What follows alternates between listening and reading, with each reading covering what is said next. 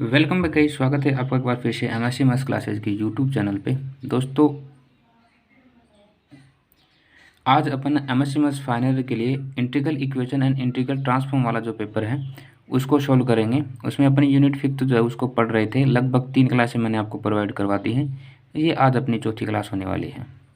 इस क्लास में हम जो हैं वो एक बहुत ही इंपॉर्टेंट क्वेश्चन करेंगे जो एग्जाम पॉइंट ऑफ व्यू से बहुत ज़्यादा इंपॉर्टेंट रहने वाला है इस साल के लिए। अगर मैं गत वर्षों की बात करूं तो ये 13, 16 और 19 में आपसे पूछा जा चुका है। तो इस सवाल को कुछ इस तरीके से देखा जाएगा। कहा गया है कि using Hilbert theorem solve the integral equation is g x is equal to 1 plus lambda 0 to pi cos x plus t g t d t. तो देखिए इसका सॉल्यूशन जो हम किस तरीके से करेंगे। थोड़ी बाहर की आवाज़ जो है उसको एक बार आप इग्नोर करेंगे। पास में मशीन चल रही है तो उसकी आवाज़ जो आपको सुनाई दे सकती है। देखिए सॉल्यूशन क्या है। Given integral equation is g x is equal to 1 plus lambda 0 to pi cos x plus t g t into d t. ये हमें फंक्शन जो है वो गिवन है। ओके पर बच्चों, जहाँ पर f x is equal to 1 है and lambda equal to lambda हमने मान लिया है। नाउ वी कंसिडर, हम इसको किस तरीके से कंसिडर कर सकते हैं कि g x is equal to lambda 0 to pi cos x plus t g t d t. Okay, now g x is equal to lambda 0 to pi cos, यहाँ पे देखोगे ध्यान से कि कोस ए प्लस बी का आपने फार्मूला पढ़ा होगा कभी। यहाँ पर मैं लिख देता हूँ, कोस ए प्लस बी इक्वल टू होता है कोस ए कोस बी माइनस साइन ए साइन बी। ठीक है, ये फार्मूला आपने कभी पढ़ा होगा बचपन में, 11th या 12th क्लास में, 11th में पढ़ा होगा। तो यहाँ पर हमने क्या किया, ये जो फार्मूला है कोस एक्स प्लस टी को, इसको हमने कोस ए प्लस पी वाले फार्मूले की तरह यहाँ पर इस तरीके से पुटअप कर दिया and g t d t as this as रहेगा। नाउ अब हम क्या करेंगे, ये जो लेमडा है और ये जो जी टी और डी टी है इसको इस पूरे फंक्शन के साथ अंदर मल्टीप्लाई करेंगे और हमारे पास ये वाला जो फंक्शन है वो आ जाएगा। G x is equal to 0 to pi lambda cos x cos t g t d t minus lambda sine x sine t g t d t. Okay, तो ये वाला फंक्शन जो है हमारे पास इस तरीके से आएगा। आपको ध्यान रहेगा क्या बताया है। यहाँ पे प्यारे बच्चों अपन क्या करेंगे, यहाँ पर ही जो लेमडा और कोस एक्स है इसको बाहर ले लेंगे। ये लिमिट 0 टू पाई है, इसको cos t g t d t के साथ में रख लेंगे। माइनस सिमिलरली यहाँ पर हम लेमडा साइन एक्स को ले लेंगे और बाकी sine t g t d t को हमने एज दी सच यहाँ पर दिखा दिया है। तो अल्टीमेट हम क्या करेंगे, g x is equal to lambda cos x c 1 minus lambda sine x c 2 यहाँ पर हो जाएगा। इसको हमने इक्वेशन नंबर फर्स्ट दे दिया। यहाँ पर हमने सी 1 जो है वो क्या है देखिए, क्योंकि ऊपर तो कोई C1 नहीं था, फिर यहाँ पर C1 कैसे आया, तो हमने यहाँ पर C1 की वैल्यू मान ली 0 to pi cos t g t d t. Okay, and C2 की वैल्यू हमने मानी 0 to pi sine t g t d t. तो प्यारे बच्चों, यहाँ तक आपको समझ में आया। C1 और C2 की वैल्यू हमने क्या मानी, जो हमें क्वेश्चन में गिवन थी वो हमने मान ली। अब हम यहाँ पे क्या करेंगे, फंक्शन जो है उनको सोल्व करेंगे। पहले हम C1 की वैल्यू निकालेंगे, उसके बाद C2 की वैल्यू निकालेंगे और ये दोनों वैल्यू निकाल कर हम क्या करेंगे, इस इक्वेशन नंबर फर्स्ट में पुटअप करके और हम Gx की वैल्यू जो वो फाइंड आउट करने वाले हैं। तो सबसे पहले हमने C1 की वैल्यू निकाली। देखिए C1 की वैल्यू जो हम किस तरीके से निकालेंगे, C1 is equal to 0 to pi cos t. यहाँ पर देखो ये जो GT और DT है ना, तो यहाँ पर GT एंड DT की वैल्यू अगर मैं Gx के अकॉर्डिंग रखूँ, जैसे हमारे पास जो फंक्शन है वो Gx वैल्यू में है, अगर x की जगह मैं t रख दूँ तो हमारा जो फंक्शन है वो क्या बन जाएगा, इस तरीके से बन जाएगा, यानी कि lambda cos t C1 minus lambda sine t C2 dt। Okay पर बच्चों, यहाँ पर ये जो कोस टी है इसको अंदर मल्टीप्लाई करेंगे और यहाँ पर जो dt है इसको अंदर मल्टीप्लाई करेंगे और हम पाएंगे कि 0 to pi cos square t lambda C1 dt। आ गया समझ, minus lambda C2 0 to pi sine t cos t d t. कुछ नहीं किया, यहाँ पर ये जो कोस टी और ये डी टी था इसको अंदर मल्टीप्लाई किया और कुछ इस तरीके से हमने इसको लिख दिया है। अब प्यारे बच्चों, आपको छोटा सा काम करना है। आपने बचपन में पढ़ा होगा कोस स्क्वायर टी की वैल्यू है ना, sine square theta plus cos square theta equal to 1 होता है। सिमिलरली यहाँ पर कोस स्क्वायर थीटा की अगर वैल्यू निकाली जाए तो वो क्या होगी, 1 प्लस कोस 2t अपॉन 2 होगा। ये फार्मूला होता है। तो हमने यहाँ पर क्या लिखा, lambda C1 1 plus cos 2t upon 2 dt minus lambda C2 upon 2। यहाँ पर देखिए साइन टी और कोस टी है, इसको क्या लिखा जा सकता है, साइन 2t लिखा जा सकता है एंड dt। ओके प्यारे बच्चों, आई होप सो कि आप यहाँ तक समझ रहे होंगे। अब हम क्या करेंगे, ये लेमडा c1/2 है, इसको बाहर ले लेंगे और 0 to pi 1 plus cos 2t का हम क्या करेंगे, इंटीग्रेशन करेंगे, समाकलन करेंगे। समाकलन करने पर हमें मिलेगा t plus sign 2t/2, limits है हमारे 0 to pi minus lambda c2/2 minus cos 2t/2 0 to pi. हमने यहाँ पर बोथ साइड क्या किया है, दोनों की जगह क्या किया है, इंटीग्रेशन कर दिया है t की रेस्पेक्ट में। ओके बच्चों, यहाँ पर हम क्या करेंगे, इसमें लिमिट पुटअप करेंगे। तो यहाँ पर जैसे हम इसमें लिमिट पुटअप करेंगे तो 0 को रखेंगे तो सारा फंक्शन 0 हो जाएगा, पाई रखेंगे तो यहाँ पर हो जाएगा lambda c1/2 into pi, plus यहाँ से आप देखोगे तो lambda c2/2 as this as 0 रखेंगे 0, पाई की वैल्यू यानी कोस 2t की वैल्यू क्या हो जाएगी, t की जगह पाई तो कोस 360 डिग्री की वैल्यू होती है 1। तो यहाँ पर हम इसको करेंगे 1 - 1, ठीक है।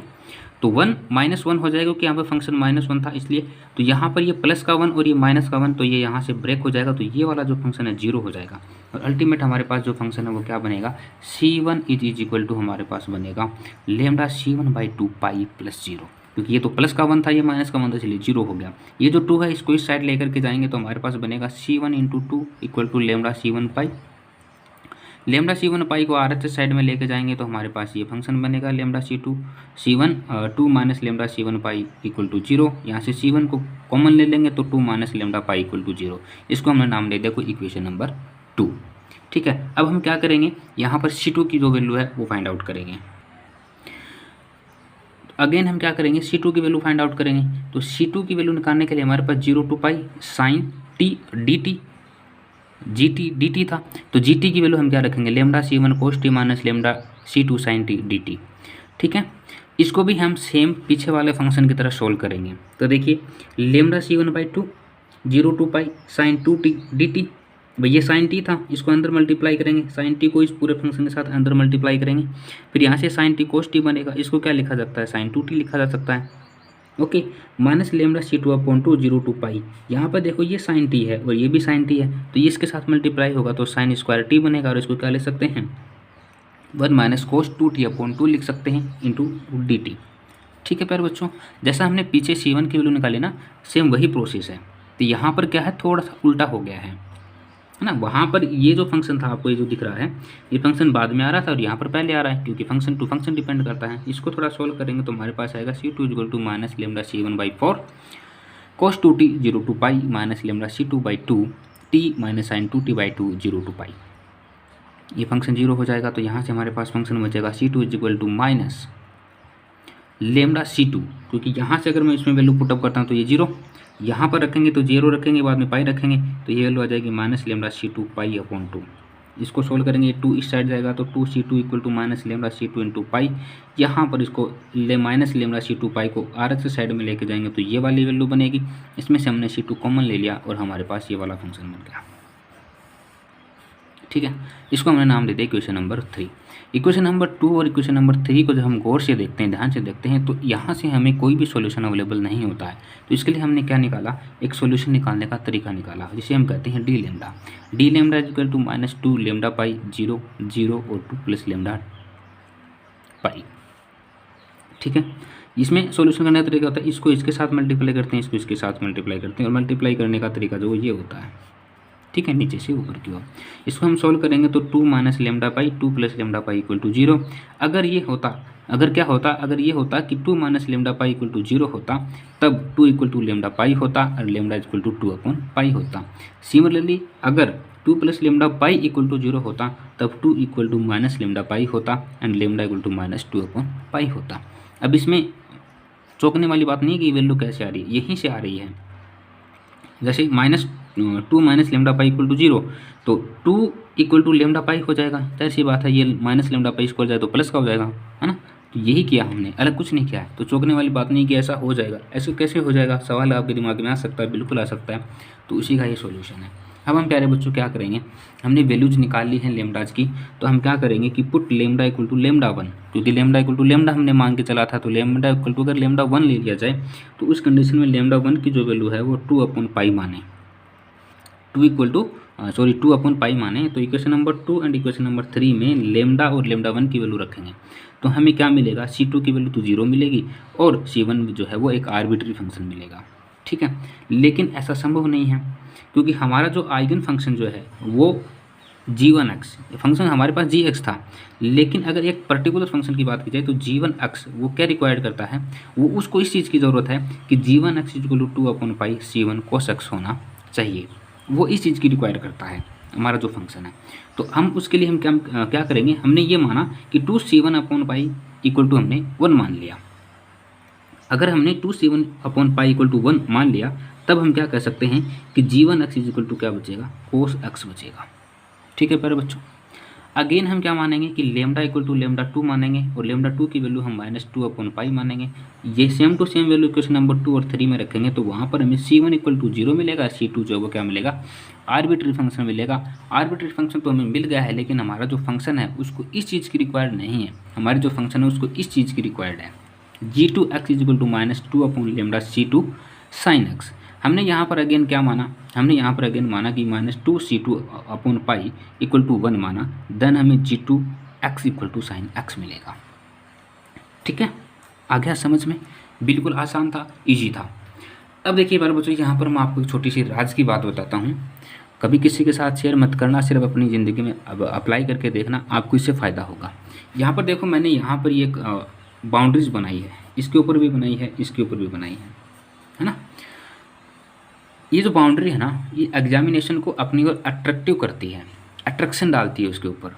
ठीक है, अगर इसको थोड़ा और गहरा कर दिया जाए, अगर इसको थोड़ा और गहरा कर दिया जाए तो ये और भी ज़्यादा इफेक्ट डालती है। तो आपने बीच में अगर आपसे कोई छोटी मोटी एरर हो गई है, तो उस एरर को ये जो बाउंड्री है वो छुपा सकती है। आखिर बाउंड्री बनाई क्यों जाती है, कि अंदर का बाहर ना दिखे और बाहर का अंदर ना दिखे, इसीलिए तो बाउंड्रीज बनाई जाती हैं। सिमिलरली हमने यहाँ पर भी बाउंड्रीज बनाई है, ताकि अंदर का बाहर ना दिखे और बाहर का अंदर ना दिखे, यानी कि अगर हमसे कोई छोटी मोटी एरर हुई है तो वो किसी को दिखाई न दे। यहाँ पर मैंने बाउंड्रीज इसलिए बनाई है क्योंकि जब एग्जामिनर इस चीज़ को पढ़ेगा उस टाइम पर उसको ये वाली बाउंड्री अट्रैक्ट करेगी। ठीक है, तो यहाँ पर जैसे आपको करना क्या चाहिए था, एक्चुअली में आपको ये करना चाहिए था कि आपको लेमडा 2 की जो वैल्यू है वो -2/पाई रख के और उसके बाद उसको सोल्व करना था।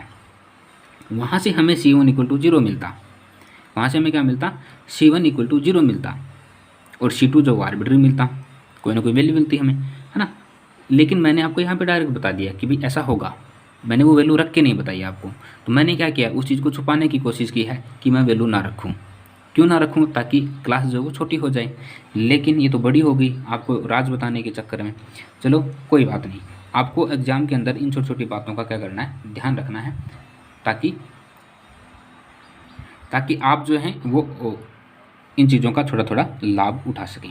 अब देखिए प्यारे बच्चों, हमें तो चीज़ बोली गई थी, हमने वो तो निकाल ली, लेकिन एक्चुअल में जो आइगन फंक्शन होता है, according to our question, actual में जो आइगन फंक्शन होता है वो हम जानते हैं, वो क्या होता है, फाई एक्स होता है। ठीक है, तो यहाँ पर हमारे पास दो फंक्शन है, लेमडा 1 और लेमडा 2। तो इसके लिए हमने फाई इक्वल टू क्या माना, फाई 1 और फाई 2 माना। तो सबसे पहले हमने फाई 1 एक्स की वैल्यू यहाँ पर निकाली। तो फाई 1 एक्स के अकॉर्डिंग हमारा जो फार्मूला वो होता है g1x upon 0 to pi g1x की होल स्क्वायर dx की पावर 1/2, या आप यहाँ पर रूट भी लगा सकते हो। ये पावर जो 1/2 आपको दिख रही है, इसका मतलब है रूट। ओके प्यारे बच्चों, देखिए g1x की वैल्यू क्या थी, हमारे पास cos x थी, यहाँ से 0 टू पाई g1x की वैल्यू क्या थी, cos x थी। तो लेकिन g1x यहाँ पे स्क्वायर है, तो हमने क्या लिखेंगे, उसको cos स्क्वायर x लिखेंगे। ठीक है, यहाँ पर, और cos स्क्वायर x की जो वैल्यू है यहाँ पर मैं बता देता हूँ आपको, cos square x equal to होता है 1 + cos 2x/2। ठीक है, ये होता है, तो ये होता है। तो उसके बाद हमने डायरेक्ट ये वैल्यू रखती है, क्योंकि यहाँ पर g1x जो है उसको अगर आप रखोगे तो उसके बाद ये वाली वैल्यू रखनी होगी, और ये पावर 1/2 इसके साथ है ही, या आप इस पर रूट भी लगा सकते हो। इसका अपन क्या करेंगे, सॉल्यूशन करेंगे इंटीग्रेशन देके, तो हमारे पास ये वाला फंक्शन आएगा। इसको थोड़ा सोल्व करेंगे लिमिट वगैरह पुट करके, तो phi 1 x equal to cos x upon √π/2 आएगा। इसको इस तरीके से लिखा सकता है 2/π का रूट cos x। ठीक है, ये आ गई हमारे पास फाई 1 एक्स की वैल्यू। ठीक है प्यारे बच्चों, सेम एज अपन क्या करेंगे, फाई 2 एक्स की वैल्यू निकालेंगे। तो यहाँ पर g2x upon 0 to pi g2x की होल स्क्वायर, यहाँ पर ये स्क्वायर आपको दिख रहा होगा, dx की पावर 1/2। सेम हम क्या करेंगे, यहाँ पर जो वैल्यू रखी है, यहाँ पर g1x की वैल्यू रखी थी, यहाँ पर g2x की वैल्यू रख के सोल्व करेंगे, तो हमारे पास phi 2x equal to 2/π sin x आएगा। ये जो ऊपर प्रोसेस हुआ ना, ये सारा का सारा ये करके दिखाना है आपको। मैंने तो टाइम के चक्कर में इसको सीधा लिख दिया और हो जाएगा। ओके, ऑल्सो हम क्या कर सकते हैं, f1 is equal to 0 to pi f x five one x d x. f1 equal to 0 to pi f x five one x d x. यहाँ पर हम क्या करेंगे, जो फाइव वन एक्स की वैल्यू है वो निकालेंगे। तो 0 to pi 1, five one x की वैल्यू हमारे पास आई है cos x root pi by 2 and d x. F x की वैल्यू 1 है अकॉर्डिंग टू क्वेश्चन, स्टार्टिंग में हमने लिखा था where f x equal to 1, तो यहाँ पे 1 लिखा और फाइव वन एक्स की वैल्यू हमने यहाँ पर पुटअप कर दी। इसको क्या करेंगे, इसका करेंगे इंटीग्रेशन। प्यारे बच्चों, जैसे हम इसका इंटीग्रेशन करेंगे तो रूट ऑफ 2 अपॉन पाई का रूट साइन एक्स और लिमिट 0 टू पाई, लिमिट इसमें पुटअप करेंगे कुछ इस तरीके से, तो वैल्यू आएगी 0। कहने का मतलब f1 की वैल्यू हमारे पास 0 आ गई। सिमिलरली हम बता सकते हैं f2 इक्वल टू, यानी कि फंक्शन दूसरा जो फंक्शन है वो क्या होगा, 0 to pi f x five two x d x. यहाँ पर फाइव टू एक्स की वैल्यू आपको रखनी है, सॉल्यूशन करना है, इंटीग्रेशन करके वैल्यूज पुट करनी है, लिमिट्स को यहाँ पर लगाना है और उसके बाद आप पाओगे कि आपके पास ये वाला फंक्शन जो है वो आ जाएगा 2 अपॉन, इसको आप इस तरीके से भी लिख सकते हो 2 अपॉन 2 रूट पाई। ठीक है, एक ही बात है। अब हमें सवाल में कहा गया, हमारा जो सवाल था वो यहाँ तक सोल्व हो चुका है कंप्लीट, लेकिन हमें सवाल में एक बात और कही गई है कि आपको जो हिल्बर्ट संचिप्स थ्योरम जो है उसको भी काम में लेना है। तो हमने हिल्बर्ट थ्योरम के अकॉर्डिंग हम क्या करेंगे, now we using Hilbert theorem. इसके लिए हमने केस फर्स्ट डाला। पहला केस हमारे पास क्या हो सकता है कि अगर लेमडा इक्वल टू लेमडा 1 हो और लेमडा इक्वल टू लेमडा 2 हो, तो उस कंडीशन में हमारे पास g x is equal to f x plus lambda m equal to 1 से एन, ये हिल्बर्ट थ्योरम है। हिल्बर्ट थ्योरम जो है वो है एम इक्वल टू 1 से n f m phi m x upon lambda m minus lambda. यहाँ पर एम की जो वैल्यू है वो 1 2 3 कुछ भी हो सकती है। G x is equal to 1, f x की वैल्यू 1 थी हमारे पास, 1 प्लस लेमडा